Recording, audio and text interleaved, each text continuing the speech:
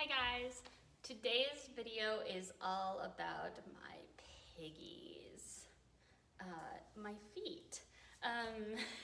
It's an area of the body that I don't feel like we focus on near enough. It's kind of one of those things that our feet get ignored until we have an issue, and then we go to a doctor or a chiropractor or somebody who gives us insoles, and that's kind of the end of it. If you've followed me at all, you'll know that I really don't love that technique, mainly because our feet are literally connected to everything in our body. You've probably heard the phrase no hoof, no horse. I believe no foot, no cowboy. So just so you can see how connected your feet are to everything else in your body, in fact, the arch of your foot is directly connected through a series of muscles to your pelvis, and your pelvis is directly connected to your spine and your core, which is then connected with your shoulders. It's connected to everything. Let's start focusing on our feet just a little bit, okay? That's my spiel, rant over. Go ahead and stand up if you are in a place that you can do so. And stand with your feet hips bones distance apart. So find your sticky outy hip bones, line your feet up, and then point them straight ahead. So not out like this, not in like this, point them straight ahead. And then I want you to take your feet and roll them in. So collapse your arches, roll your big toe in, and then roll them outward, but don't let your big toe come off the floor. And notice how your hips and your knees also move with your feet, because your feet are connected, and the positioning of your feet impacts their function. So,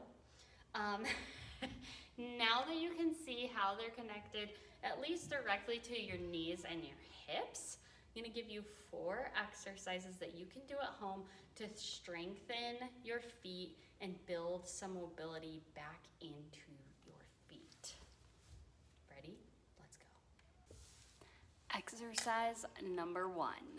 For this exercise, you'll just need a little ball, and if it's chewed up by your dog, that's fine too, because mine is a little chewed up. This is a pinky ball. You can get them for $1 at the toy store or like $2 on Amazon. If you don't have one of those, you can use your dog's tennis ball. Apparently, I just borrow my dog's equipment.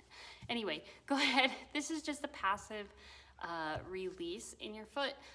You will not see my face for this. It's not really important. So go ahead, take it, place it on the floor, and you're just gonna roll slowly, putting your body weight into your foot just a little bit.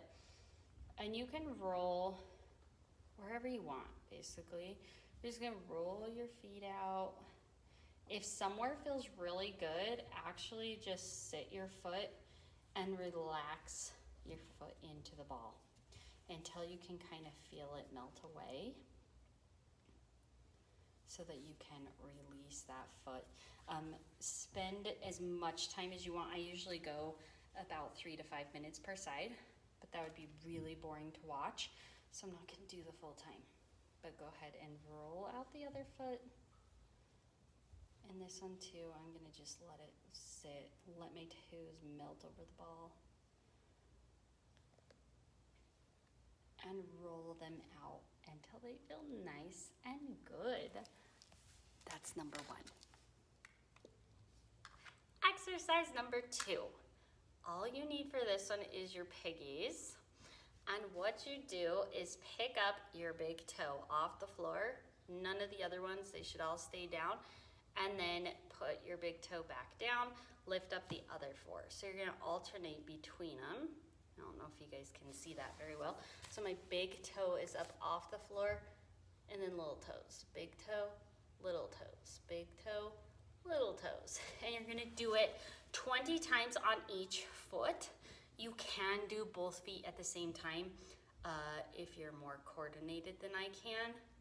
As you can see, my left side does not move near as easily, which is interesting because my whole left side is more stuck than my right. But being able to move your toes independently is a primary function of your foot. So practice this 20 times on each side. You can do both at the same time if you'd like. Exercise number 3. For this one, you can be sitting or standing, it's up to you. I'm down here so you can see it hopefully a little bit better. But what you're going to do is move this bone closer to that bone. So basically you're shortening your arch. It's really hard to see on camera, but can you see how my foot is shortening? I'm just moving it towards itself like an inchworm. And I suggest doing this between 12 and 20 times each foot. Again, if you've never done this exercise, forewarned, it's going to burn. Your foot will cramp up. If you scream at me, totally fine. I'm okay with that. Exercise number 4. For this exercise, you will need slider of some point. They actually have fitness sliders. If you don't have one of those, you can use a rag if you're on hardwood floor or tile. I'm at the studio and I forgot my rag, so I am literally using paper towels from the bathroom. So paper towels work. You can also use paper plate if you're on carpet. Go ahead, sit down on the floor. Sit on your sits bones so that you're not rocked back because you won't feel the stretch.